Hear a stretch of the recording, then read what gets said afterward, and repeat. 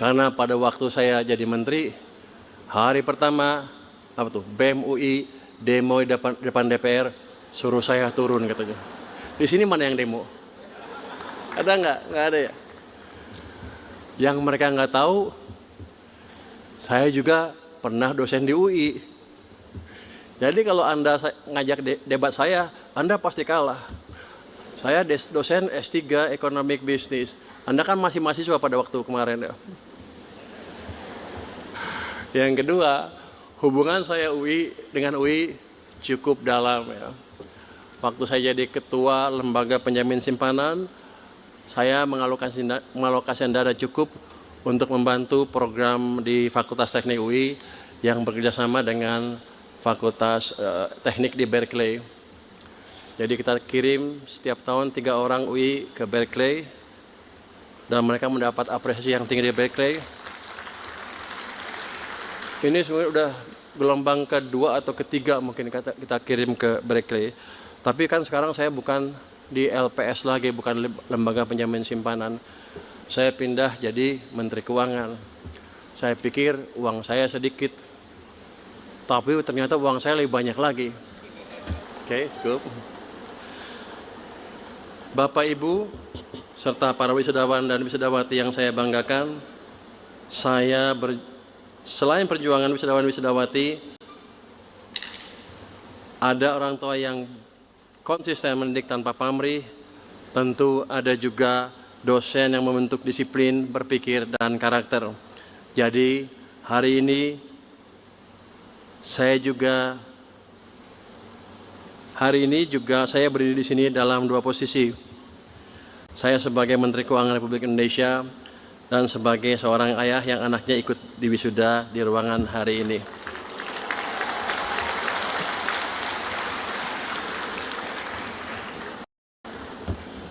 Sebenarnya Pak Rektor, saya kesini agak takut.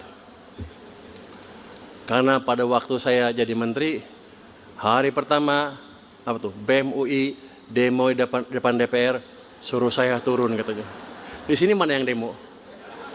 Ada nggak? Nggak ada ya. Yang mereka nggak tahu, saya juga pernah dosen di UI. Jadi kalau Anda ngajak debat saya, Anda pasti kalah. Saya dosen S3 Economic Business. Anda kan masih mahasiswa pada waktu kemarin ya. Yang kedua, hubungan saya dengan UI cukup dalam ya. Waktu saya jadi ketua lembaga penjamin simpanan, saya mengalokasikan dana cukup untuk membantu program di Fakultas Teknik UI yang bekerjasama dengan Fakultas Teknik di Berkeley. Jadi kita kirim setiap tahun 3 orang UI ke Berkeley dan mereka mendapat apresiasi yang tinggi di Berkeley. Ini sebenarnya udah gelombang kedua atau ketiga mungkin kita kirim ke Berkeley. Tapi kan sekarang saya bukan di LPS lagi, bukan lembaga penjamin simpanan. Saya pindah jadi Menteri Keuangan. Saya pikir uang saya sedikit, tapi ternyata uang saya lebih banyak lagi. Saya boleh dibilang menguasai LPDP yang sekarang punya 150 triliun rupiah dana abadi ya, untuk dipakai untuk program pendidikan. UI kan sekarang satu-satunya universitas yang rankingnya di bawah 200 kan. Presiden minta UI meningkatkan ke bawah 100 kalau nggak salah. Dalam waktu berapa tahun? Secepat-cepatnya ya. Tergantung. Jadi sebagai Menteri Keuangan, saya pakai alasan itu untuk kembali membantu Universitas Indonesia.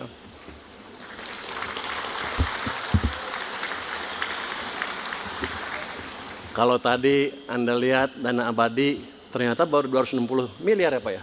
Masih kecil. Kecil ya. Untuk tahun ini lewat LPDP kita berencana, boleh ngomongin boleh kan ya?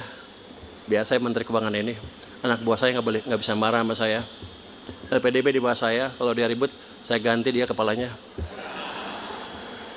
Tahun ini kita rencanakan memberikan bantuan kepada Fakultas Teknik ya itu, apa UI semua. Fakultas Teknik itu sekitar 100 miliar rupiah. Jadi nanti BEM jangan protes lagi.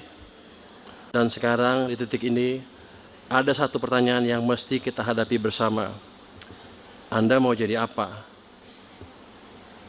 bagi sistem yang lebih besar, yaitu NKRI? Kalau jadi mahasiswa gampang, ada protes, ada ketimpangan, turun ke jalan, ribut, protes, selesai. Sekarang Anda nggak bisa melakukan itu lagi. Anda sebentar lagi adalah pelaku yang menentukan arah ekonomi ke depan, arah bangsa ke depan, dan nanti Anda yang akan diprotes oleh BEM-BEM di bawah Anda. Jadi kalau Anda cerdas, ajarin mereka, ke depan jangan banyak protes, belajar aja gitu. Supaya Anda nanti nggak diprotes.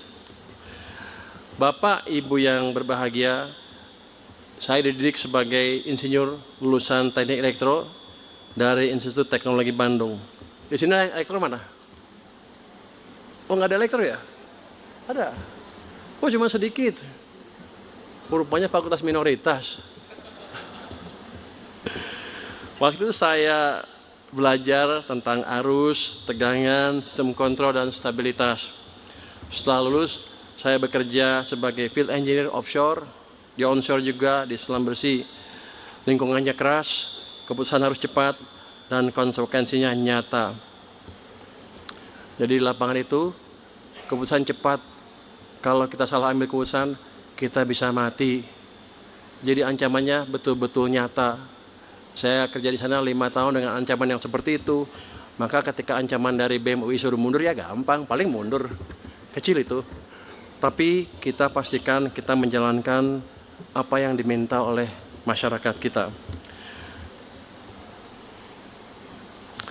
Di lapangan tersebut saya belajar satu prinsip yang sangat sederhana tapi fundamental, yaitu sistem secara keseluruhan ya. Seorang insinyur tidak boleh melihat satu kabel saja, dia harus melihat seluruh rangkaian. Kalau satu komponen gagal, efeknya menjalar dan tidak berhenti di satu titik saja.